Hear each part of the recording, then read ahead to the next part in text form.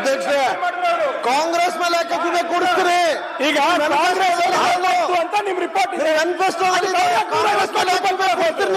ಮುಗಿತಲ್ಲ, ಮತ್ತೆ ಮತ್ತೆ ನೀವು ಯಾಕೆ ಚರ್ಚೆ ಜೊತೆಯಲ್ಲಿ ಆಯ್ತು ನಿಮ್ಮವ್ರು ನೀವೆಲ್ಲ ಮಾತಾಡಿ ಆಯ್ತು. ಆ ಶ್ರೀವಾಸ ಪಾಪ ಆಗದ ಕಾಯ್ತಿದ್ದಾರೆ, ಅವ್ರು ಸಹ ಮಾತಾಡ್ಲಿಕ್ಕೆ ಅವಕಾಶ ಕೊಡಿ. ನಾನು ಬೇಕಾದಷ್ಟು ಮಾತಾಡಿದ್ದೀವಿ ನೋಡಿ. ನಾ ಹೇಳೋದೇನು ಪ್ರಿಯಾಂಕಾ ಖರ್ಗೆ ಅವರಿಗೆ, ಈಗ ಅವ್ರು ಯಾರ ಮೇಲೆ ಆರೋಪ ಮಾಡ್ತಾ ಇದ್ದಾರೆ, ಇವತ್ತು ಯಾಕೆ ಸದನದಾಗಿಲ್ಲ? ಆಯ್ತು, ಅವ್ರು ಸದನದಾಗಿಲ್ಲಾರ್ದಾಗ ಯಾಕೆ ಆರೋಪ ಮಾಡ್ತಾರೆ? ನಾಳೆ ಸೋಮವಾರ ಮಾಡ್ಲಿ, ಸೋಮವಾರ ಪ್ರಶ್ನೆ ಮಾಡ್ಲಿ. ಓಕೆ, ನಾನೇ ಹೇಳಿದ್ ಹೋಗಕ್ಕೆ.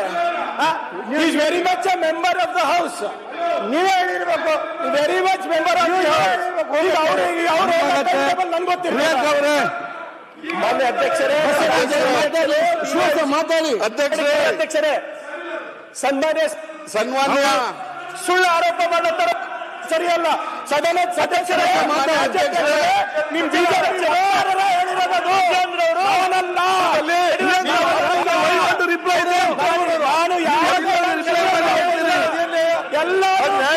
ಪ್ರಿಯಾಂಕಾ ಅವ್ರು ಯಾಕೆ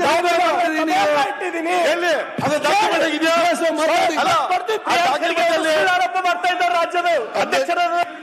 ಯಾಕೆ why want to reply them? ಆಯ್ತು, ಯಾಕೆ ರಿಪ್ಲೈ ಮಾಡ್ತೀರಿ? ಅಧ್ಯಕ್ಷ ಮಾತಾಡಿ. ಅವಾಗ ಡಾಕ್ಯುಮೆಂಟ್ ನೀವು ನೋಡಿ, ಸ್ವಲ್ಪ ಅದನ್ನು ಓದಿ.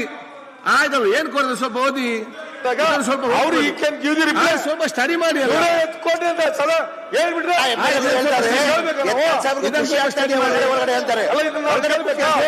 ಮಂತ್ರಿ ಜಮೀರ್ ಅವರೇ, ಅಧ್ಯಕ್ಷ ಆಯ್ತು, ಓದಿ ಏನಂತೇಳಿ ಶ್ರೀವಾಸ ಮಾತಾಡಿ. ಅಧ್ಯಕ್ಷ, ಮೈಸೂರು ನಗರದಲ್ಲಿ ನನ್ನ ಕ್ಷೇತ್ರದಲ್ಲಿ ಸರ್ವೆ ನಂಬರ್ 153, ನಾನು ಸ್ಪೆಸಿಫಿಕ್ ಆಗಿ ನಮ್ಮ ಕ್ಷೇತ್ರದ ವಕ್ಫ್ ಬೋರ್ಡ್ ಇಂದ ಕೊಟ್ಟಿರುವಂತ ನೋಟಿಸ್ ಬಗ್ಗೆ ಮಾತಾಡ್ತಾ ಇದ್ದೀನಿ ಅಧ್ಯಕ್ಷರೇ. ಓಕೆ, ಮುನೇಶ್ವರ ನಗರ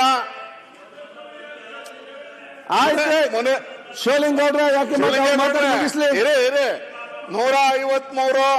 ಸರ್ವೆ ನಂಬರ್ ನಲ್ಲಿ ಒಟ್ಟು 101 ಮನೆಗಳು ಈಗಾಗಲೇ ಇದೆ ಅಧ್ಯಕ್ಷರೇ. ಅದರಲ್ಲಿ 700 ಕುಟುಂಬಗಳು ವಾಸ ಆಗಿದೆ. ಅದಕ್ಕೆ ಸಂಬಂಧಪಟ್ಟಂಗೆ 1974-75ರಲ್ಲೇನೆ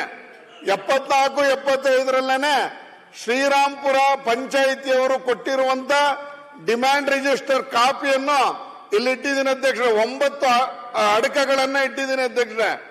ಎರಡನೇದು, ಈಗಾಗಲೇ ಶ್ರೀರಾಮ್ಪುರ ಪಂಚಾಯಿತಿಗೆ ಕಟ್ಟಿರುವಂತ ಟ್ಯಾಕ್ಸ್ ರೆಸಿಪ್ಟ್ ಅನ್ನು ಇದರೊಳಗೆ ಇಟ್ಟಿದ್ದೀನಿ ಅಧ್ಯಕ್ಷರೇ. ಮೂರನೇದಾಗಿ, ನಗರಾಭಿವೃದ್ಧಿ ಪ್ರಾಧಿಕಾರದಿಂದ ಈ ಮುನೇಶ್ವರ ನಗರ ಅಂತ ಏನಿದೆ, ಇದು ಯಾವಾಗಲೂ ಸ್ವಾಧೀನಪಡಿಸಿಕೊಂಡಿಲ್ಲ ಅನ್ನುವಂಥದ್ದನ್ನ ಕೊಟ್ಟಿರುವಂತ ಪತ್ರವನ್ನು ಇಲ್ಲಿಟ್ಟಿದ್ದೀನಿ ಅಧ್ಯಕ್ಷರೇ.